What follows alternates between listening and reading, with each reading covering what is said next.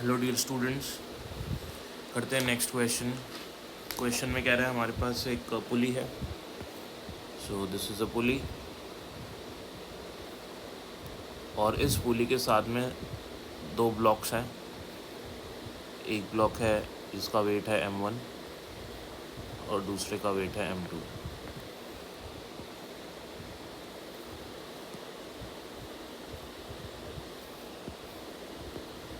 Question हमको ये बोल रहा है कि ये जो स्ट्रिंग्स हैं इसमें कितनी टेंशन होगी और इन ब्लॉक्स का एक्सेलरेशन कितना होगा, ये हमको पता लगा लेना है। साथ में ये भी हमको गिवन है कि ये जो पुली है ये भी रोटेट करेगी। और अब हम इस क्वेश्चन को शुरू करते हैं। तो हम मान लेते हैं कि m2 वाला मास ज़्यादा है। तो अगर m2 वाला मास ज़्यादा होगा तो वो नीचे की तरफ आएगा और m1 ऊपर की तरफ जाएगा। यहाँ पे जो ये पुली है इसकी रेडियस r है और इसका भी मास हमको m गिवन है।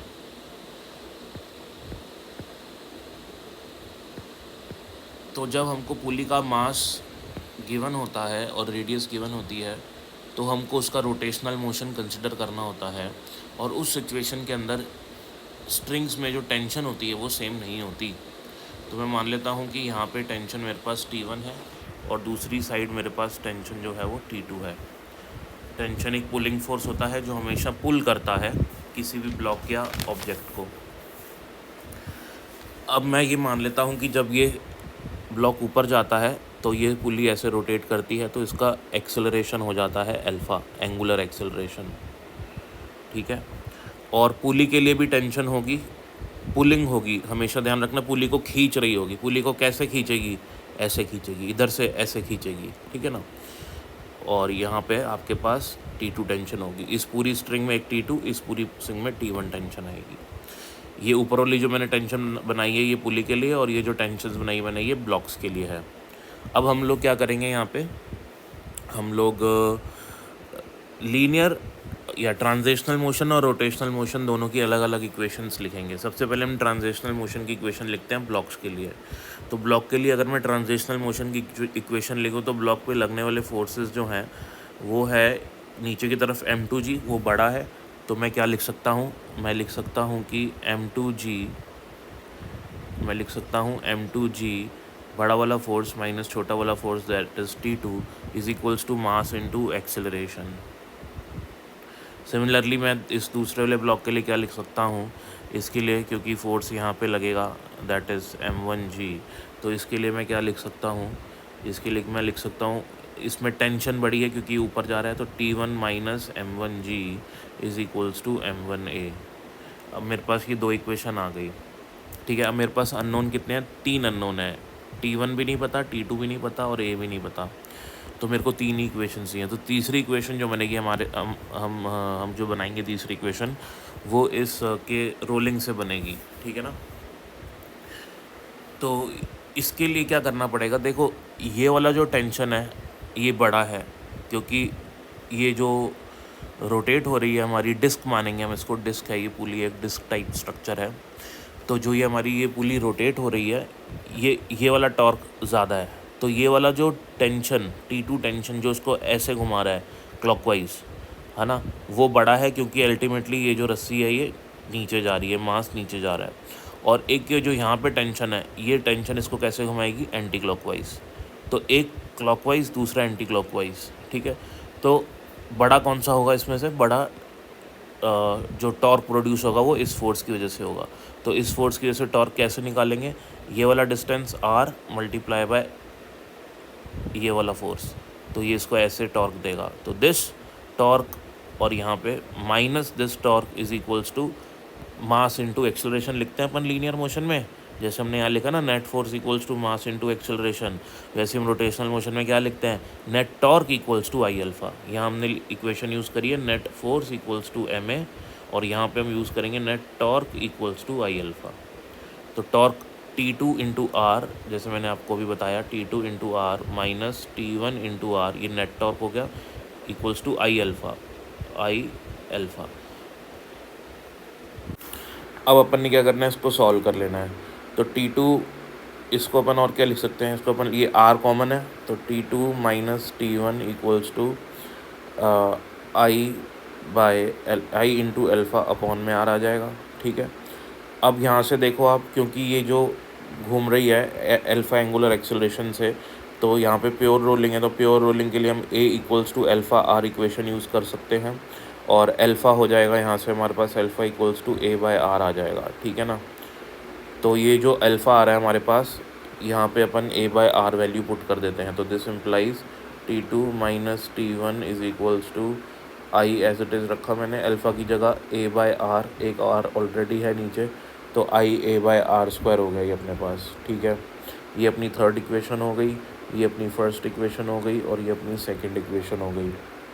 अपन क्या करते हैं, अब फर्स्ट इक्वेशन और सेकंड इक्वेशन को अपन ऐड कर देते हैं।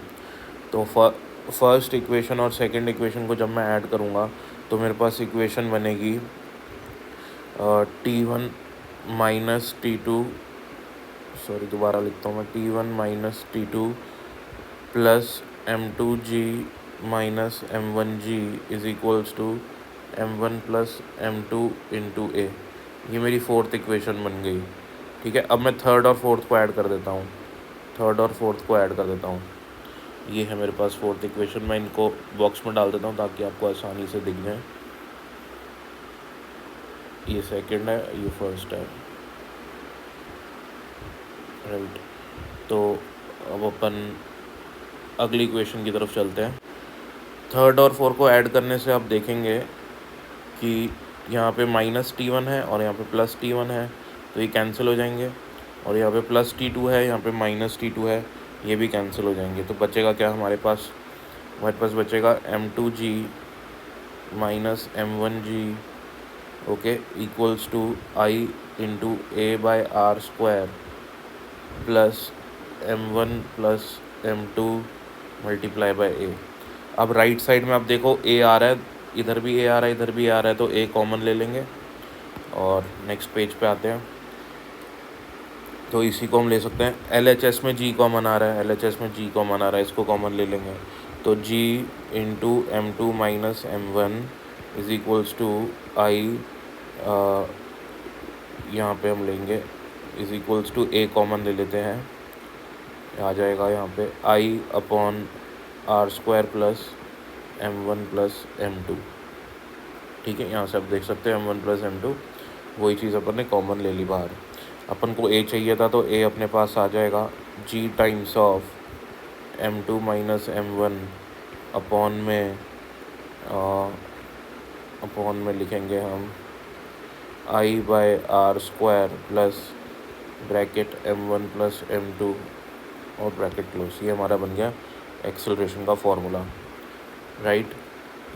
अब अगर मेरे को टेंशन निकालनी है तो मैं टेंशन निकालने के लिए फर्स्ट इक्वेशन का यूज़ कर लेता हूँ, सेकंड इक्वेशन का यूज़ कर लेता हूँ। ये जो M1G है इसको राइट में ले लूँगा, तो T1 क्या बन जाएगा मेरे पास, तो मेरे पास T1 बन जाएगा T1 equals to M1G plus M1A। ठीक है, और यहाँ से T1 होता है